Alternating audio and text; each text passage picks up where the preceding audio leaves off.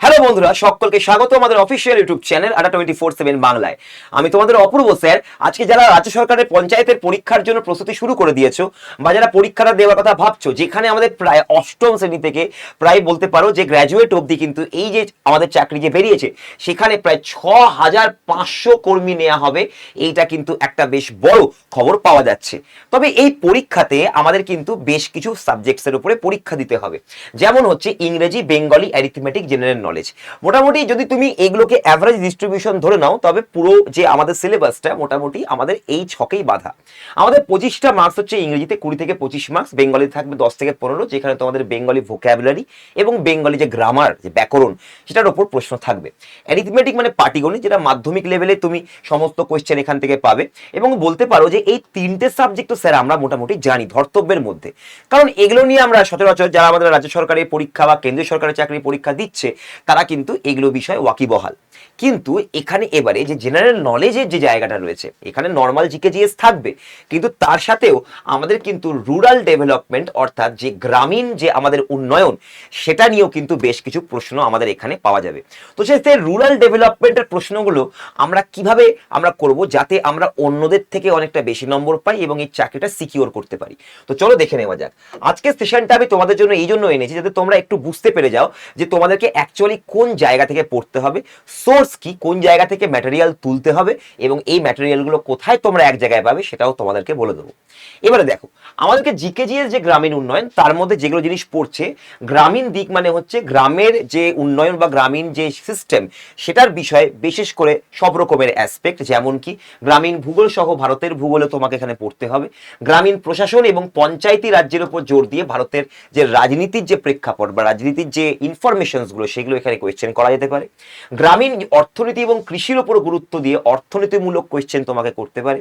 গ্রামীণ বাস্তুশাস্ত্রের উপর জোর দিয়ে পরিবেশগত অধ্যয়ন করা, এটাও তোমাদের এখান থেকে আসতে পারে কোয়েশ্চেন। গ্রামোন্নয়নে প্রকল্প সংকল্পিত কোয়েশ্চেন আসতে পারে। গ্রামের মধ্যে পল্লী উন্নয়নে যে কর্মসূচি বা নীতিমালা, এই প্রেজেন্ট গভর্নমেন্ট বা এই বর্তমান সরকার বা তার আগের সে সরকার কি কি করেছিল বা এখন কি আছে, সেগুলো কিন্তু এখানে কোয়েশ্চেন আসতে পারে। গ্রামের যে সমাজবিজ্ঞান এবং সংস্কৃতি বা কালচারাল থেকেও জায়গা থেকেও কোয়েশ্চেন দিতে পারে। এক দুটো গ্রামাঞ্চলের জন্য সরকারি প্রকল্প রয়েছে। তো স্যার গ্রামের তার মানে পুরো গ্রাম সিস্টেমের বিভিন্ন দিকগুলো থেকে আমাকে প্রশ্ন আসার সম্ভাবনা কিন্তু এখানে রয়েছে। এবারে ব্যাপার হচ্ছে গিয়ে কি, যে আমাদের দেখো কিরকম টাইপের কোয়েশ্চেন আছে জিকে জিএস এর আমাদের গ্রামীণ উন্নয়নের থেকে। যেরকম দেখো এখানে মোটামুটি ইন্ডিয়ান হিস্ট্রি এবং জিওগ্রাফি থেকে তো তুমি প্রশ্ন পাবেই, যেটা নর্মাল কোয়েশ্চেন। পলিটির মধ্যে তুমি পঞ্চায়েত রাজ ব্যবস্থার কিছু কোয়েশ্চেন এক্সপেক্ট করতে পারো, যেটা 73তম সংবিধান সংশোধনী 3 স্তরীয় পঞ্চায়েত ব্যবস্থা, যেটা আমাদের মৌলিক অধিকারের মধ্যে রয়েছে, সেই সমস্ত ইনফরমেশন টাইপের কোয়েশ্চেন তোমাকে দিতে পারে। স্ট্যাটিক জিকের মধ্যে বিভিন্ন দেশের রাজধানী, মুদ্রা, জাতীয় উদ্যান, গুরুত্বপূর্ণ দিবস এবং স্পোর্টস ট্রফি ইত্যাদি তো থাকবে। এবং গভর্নমেন্ট স্কিম, বিশেষ করে পশ্চিমবঙ্গ রাজ্য সরকারের যেগুলো কেন্দ্রীয় প্রকল্প আছে, রাজ্য সরকারের প্রকল্প আছে গ্রামের উন্নয়ন নিয়ে, এগুলো কিন্তু তোমাদের প্রশ্ন আসতে পারে। এবারে সব থেকে বড় কথা, যে গ্রামের যে কৃষি, এগুলো তো নর্মাল জিকে জিএস হয়ে গেল গ্রামের উন্নয়নের সাথে, এবং গ্রামীণ উন্নয়ন তার সাথে সাথে তোমাকে এগুলো পড়তে হবে। এবারে স্যার পড়বো কোত্থেকে, ব্যাপারটা হচ্ছে কি, আগে দেখো যে আমাদের বিশেষ করে নম্বর কোত্থেকে আসতে পারে। যদি জিকে জিএস এর আমাদের এই পার্টটার কথা বলি, যেহেতু পঞ্চায়েত দপ্তরের পরীক্ষা, তাই এই টপিকগুলি কোনোভাবে বাদ দেওয়া যাবে না। কি কি, পশ্চিমবঙ্গের পঞ্চায়েত আইন সম্পর্কে তোমার সাধারণ জ্ঞান থাকতে হবে। পঞ্চায়েতের 3 স্তর, গ্রাম পঞ্চায়েত, পঞ্চায়েত সমিতি, জেলা পরিষদ, এদের প্রধানদের কি বলা হয়, সদস্য সংখ্যা কত থাকে, এগুলো ছোট ছোট প্রশ্ন কিন্তু করে ফেলতে পারে।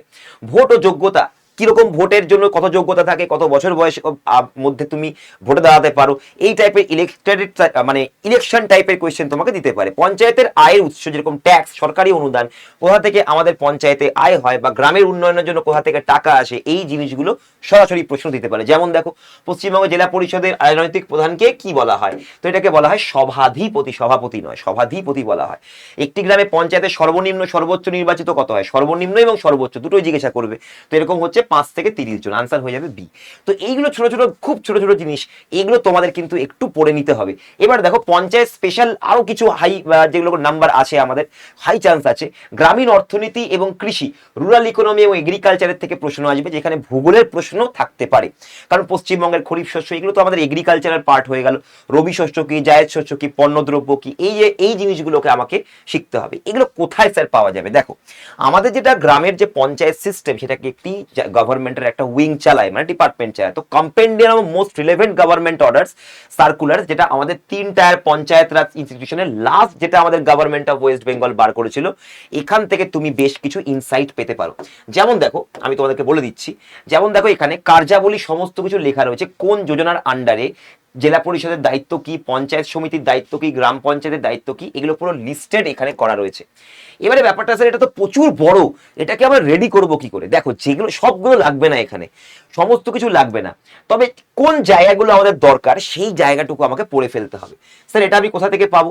দেখো, প্রথম কথা হচ্ছে যে এই যে গ্রামোন্নয়ন বা রুরাল ডেভেলপমেন্টের ওপরে আমাদের যে জায়গাটা রয়েছে, সেটা তোমরা কিভাবে করতে পারি। যেমন দেখো, এখানে একটা জিনিস যেটা আমরা করেছি, আমরা আড্ডা 24/7 বাংলা থেকে এই টাইপের কোয়েশ্চেনগুলো বা রুরাল ডেভেলপমেন্ট রিলেটেড কোয়েশ্চেনগুলো, কিরকম পণ্য আসে, জীবিত গবাদি পশু কি ধরনের পণ্য, এখানে তুমি জিকে জিএস এর কোয়েশ্চেনে পেয়ে যাবে। এই টাইপের ছোট ছোট কোয়েশ্চেনগুলো সম্পূর্ণ আমি একদম আমরা পাইল করে দিয়েছি, পাইল আপ করে দিয়ে একটা ছকের মধ্যে দিয়ে দিয়েছি। তোমাকে পরীক্ষার আগে এই 63টা প্রশ্ন তোমাকে করে যেতে হবে।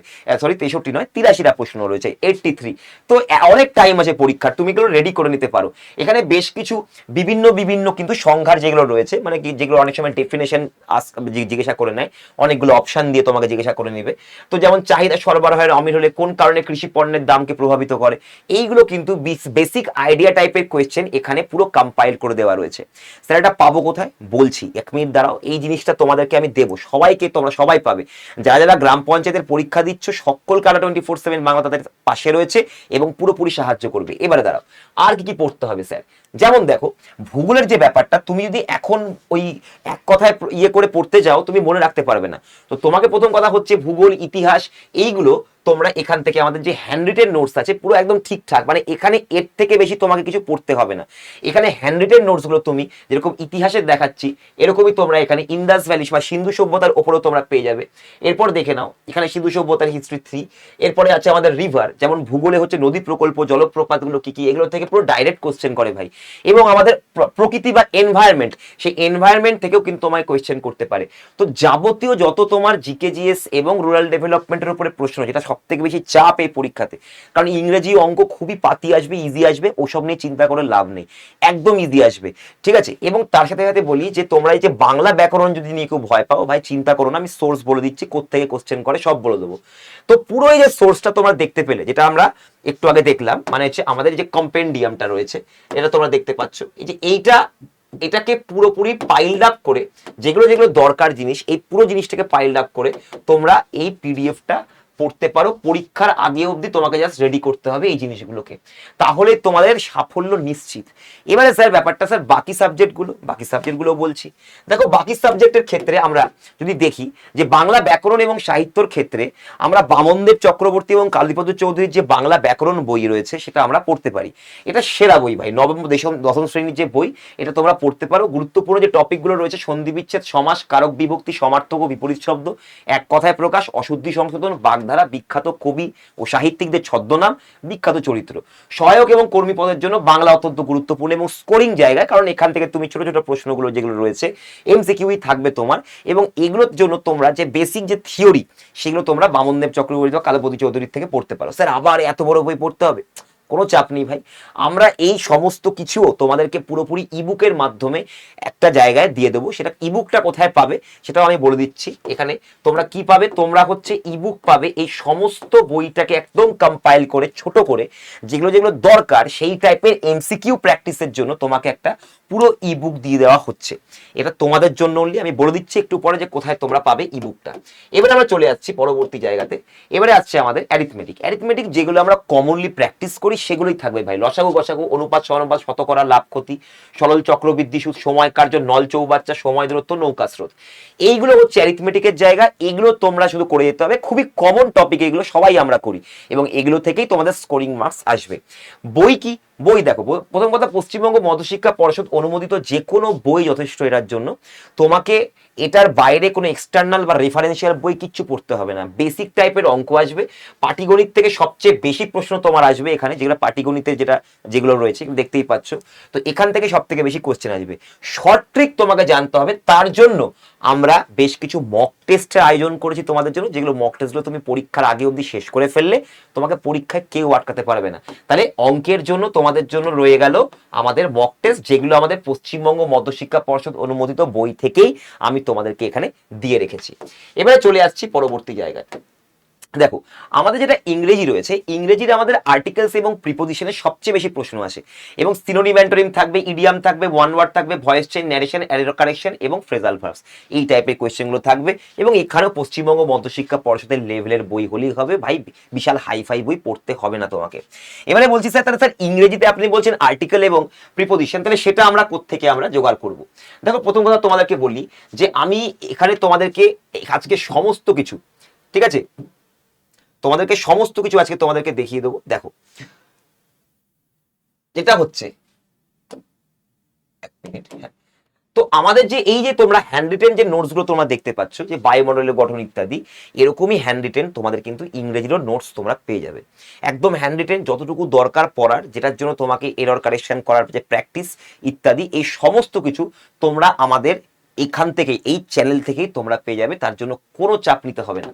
এবার তাহলে স্যার আমরা করবোটা কি? এটার জন্য আমাদেরকে কি করতে হবে? প্রথম কথা হচ্ছে চ্যানেলটাকে তোমরা, এই যে আমাদের ADDA24/7 যে বাংলা চ্যানেলটাকে, সেটাকে সাবস্ক্রাইব করতে হবে, এবং আমাদের ADDA24/7 যে অ্যাপটা, সেটা তোমাকে ডাউনলোড করে নিতে হবে। এটা করার পর তারপরে তোমাদেরকে আমি বলছি যে এরপরে তোমাকে চলে যেতে হবে আমাদের অ্যাপে, বা তোমরা আমাদের ADDA247.com আমাদের ওয়েবসাইটে আসতে পারো।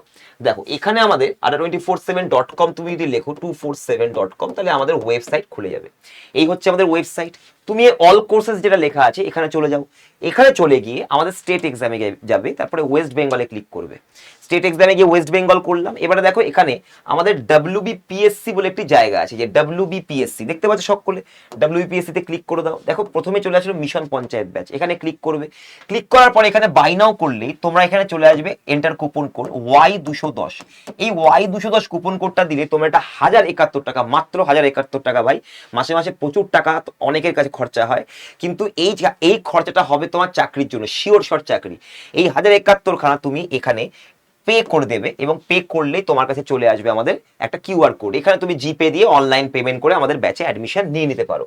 এবারে আমি তোমাদেরকে বলি যে এখানে স্যার আমরা কোথায় পাবো, আমরা এই ব্যাচটাতে কোথায় পাবো, আমি বলে দিচ্ছি। দেখো, এখানে তোমাদের 77 খানা অনলাইন যে লাইভ ক্লাস রয়েছে, এই অনলাইন লাইভ ক্লাসের যে পিডিএফ সেকশন, সেই পিডিএফ সেকশনে তোমাদেরকে আমি যাবতীয় এই যে তোমাদের সমস্ত রকম যে হ্যান্ড রিটেন নোটসগুলো, এগুলো তোমাদেরকে দেয়া হবে।